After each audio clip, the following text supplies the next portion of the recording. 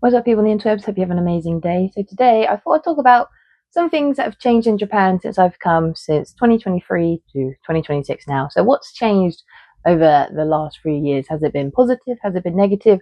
Or has it just been things that I'm like, oh, that's a bit of an interesting thing I've noticed over the time changes? So let's jump right into it. So the first one is the price of hotels. Hotels have actually increased quite a lot since I've arrived in Japan, because when I first came to Japan, it was pretty easy to get a reasonably cheap hotel under 10,000 yen in like Tokyo, Osaka, Hiroshima. It was easy to get reasonably priced hotels. And now when I was trying to book hotels, it's really hard. They've got very expensive. Like, it's pretty common for them to be at least like 20,000 yen. Like when I first came to Japan, when I was booking trips, I was able to book a fairly cheap hotel room. But now when I travel, I have to book capsule hotels, hostels, and even the hostels are like expensive. Like, they're getting to like an ichiman per night for some places. Like, I really have to do some digging around to try and find a cheap hostel, and it's really hard to find a reasonably priced hotel room now. So that's one thing I've noticed. I think a part of that hotel price increase is because more tourists are coming to Japan. So a lot of hotels can increase the price. It's the same in a few prefectures. My brother was telling me, I believe it's around Nagasaki area. They have like a hotel extra tax now. So your hotel is more expensive because you have to pay an extra like lodging tax. It's the same in Osaka as well. They have like an extra city tax you have to pay on top. Which again, for my thing, I don't mind paying these taxes. What I get really pissed off with, I just wish they would include the tax in the overall price. I get frustrated when I've booked something and I've paid it online, and then I'm thinking I've already paid for the hotel room. And then when I get to the city, they're like, oh, there's a city tax, you got to pay the city tax. And it's fine, but I'm like, oh, can you just put it in the hotel price? I hate having to do these extra add-ons, and like, it's fine. It's like, just put it in the overall price. I really hate when hotels do it separately. Just add it all together. So the prices of hotels has increased, and for me, my other thing thought with it, there's nothing wrong with the price increase, but I'm also thinking you have to. I think hotels and areas have to be a little bit careful sometimes. Like, I don't think sometimes they should be like overly taking advantage of like the cash cow of all these tourists coming to Japan at the moment.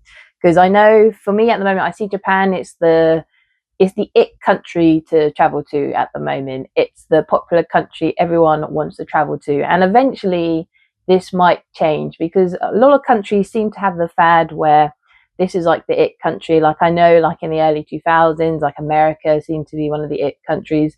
Same thing with London. Countries have this kind of period where it becomes a popular country to travel due to a mixture of reasons. At the moment, Japan is because of the yen exchange, and that tends to be a big reason why a lot of countries become the it country, depending on the price of the currency. And at the moment, because the yen is very low, if you're from like America, the UK, the yen exchange is very good for your current money. So that's part of the reason. But I always think, look, eventually that bubble will pop. The tourism will go down, and where you sort of saw in, like, COVID was a perfect example of this. When Japan lost all the tourists, some of them were happy in the way of like, oh, look, the town is very peaceful again. It's not as stressful. But, a lot of companies who rely on the tourism, it's like, well, hold on. We've lost our trade. And I also think for hotels and stuff, where it becomes, oh, we need now, you're relying on, okay, well, we now need to get locals to do little weekend holidays away. And then if you put off the locals who were willing to come before because of hotel prices and all these little extra charges, I think you kind of set them off to go, well, we don't want to come anymore. It's those small things. I always think the long run, it's like a lot of things. I think people never think about the long run. It's always they think about the now, and there's nothing wrong with thinking about the now, but you always have to think about the future as well, and what can be the next effect or cause, or what could change. That's one thing I definitely noticed. I think racism has also increased in the last 3 years since I've come to Japan. Not it's in more of a way, it's similar to like how America and the UK is for the racism increase, because the media's talking about like immigration, get less foreigners into the country, and we want them out, and blah blah blah blah blah. It's mainly because of the media's posting about it. It's a very hot political debate at the moment, and I think because it keeps coming up in the media and stuff, it's triggering a lot of people to be more, a little bit, I want to say the best word is more like unconscious racism, because I definitely see more like, when I'm walking around, I definitely see more glances, and people look at me anyway because I am a foreigner in Japan. But when I first got here, the glances were more of like curiosity, of like, oh, we have a foreigner in the town. But now when I see the glances, they definitely seem a little bit more cold and negative. So I've definitely noticed that, and I'm putting the big blame is because it's the media really triggering the foreign debate on like, should we be having more foreigners? Let's kick them out and all that. It's no different to how I see it with like America and the UK. For politics and the media, it's a big way to rile up people, and that's what I currently think is going on at the moment. The people I meet are still generally very friendly. I've never really had big racist comments to me. The most I've had it was, I was talking to one of my Japanese colleagues about immigration, and then she said to me about, "Oh, you're okay. You're one of the good ones." That's like the biggest racist comment I've had, when I'm like, "Ooh, it doesn't really matter what I look like. I'm still a foreigner. Everyone who come, they all have their reasons. If they want to make a life, they should be able to. If they're doing everything right and they're following Japan laws, let them be." But yeah, that was like the most I've had it. There was one colleague. It also depends on the country as well with Japan, because I definitely notice they have more issues for certain people from other countries. China's a good example. If I've seen racist comments as well, it's always been there mentioning China, because I know when they were having issues in the beginning of the year, and a lot of Chinese tourists were coming to Japan because there was some like political beef at the time. I remember some of my work colleagues were like, "Oh yeah, it's great. Like, we're so happy China's not here anymore, and like less Chinese tourism." And I'm like, "But why are you happy?" I'm like, "Tourism is great. Take as much money as you can while they're here, because when they are gone, you'll miss the money."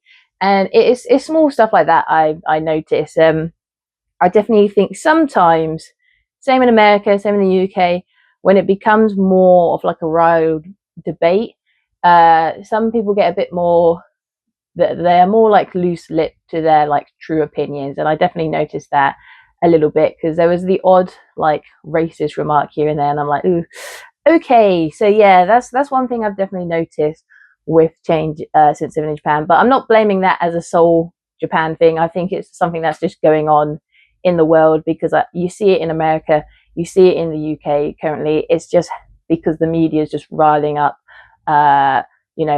immigration at the moment. And I think a lot of people know, especially the media, if you want to rile someone up, that's a good, easy way to do it. Then the other one is also inflation as well. But again, all the countries are having a little bit of inflation. The hardest thing I just find with inflation is, I know for my old job, we got a little bit of a pay rise to kind of help keep up with inflation. But the problem I find with, if you pay us more and then prices have gone up, you don't really fix the system to a degree.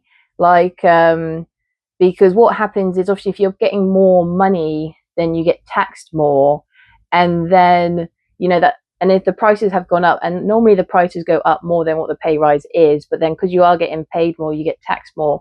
There's never really like that big fix. It's all like a little band-aid on that situation, where the only way you can kind of fix inflation and all that is, you have to set a very high pay gap while the prices stay the same.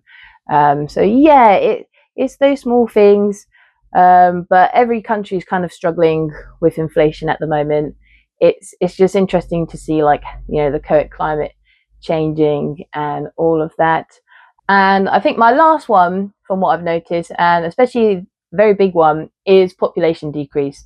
That is a very big one I've noticed since the day I have arrived and now, because in my old area, Every ALT was assigned of roughly between 6 to 7 schools. And when I was leaving, it was dropping to about 3 to 4 per ALT. So a lot of the elementary schools were shutting down just because they did not have enough children to keep the schools running. And you really see it on Shikoku. You really see it in the small towns. If you're out of the big cities like Tokyo, Kagawa, anywhere out of the Kanto region, you really do see that population decrease. And it is sad to see because, you know, the towns are dying. That little town culture is leaving. But the problem is there is solutions to it, but I just feel like no one wants to do anything. It takes a lot of effort to change the mindset. Like, I think there's so many easy ways to get it fixed, to get people back to growing, having children, but no one's kind of really looking at it. It all kind of gets a bit blindsided, where I think, especially for Japan, I always shout the same things, but I'm like, fix the work culture. You know, have it that your work culture is 9 to 5. The second work finishes, you go home, because you need to give people time to like date, meet people. Same if they have children, you know, let them raise and look after their children. You have to make it more affordable. Same thing if they do have a child, you know, the cost of childcare, you know, do you set it in, it makes it easier if one parent can stay home and look after the children a bit more than and able to work. It's that balance as well.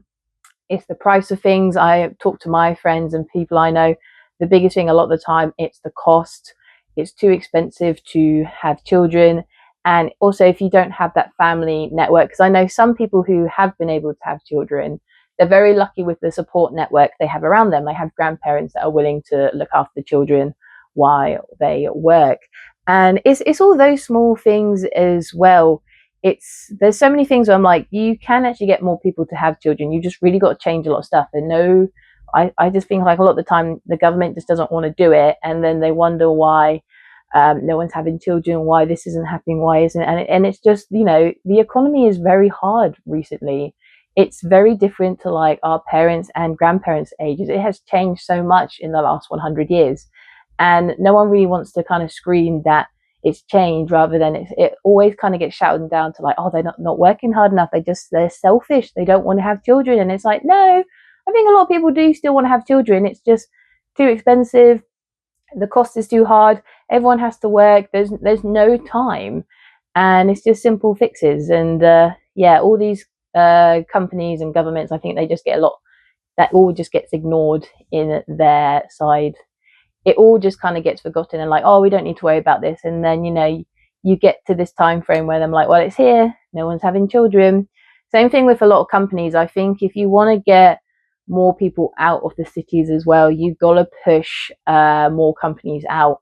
You have to kind of depopularize Tokyo and Osaka. You've got to make some hotspots elsewhere in Japan if you want to increase it.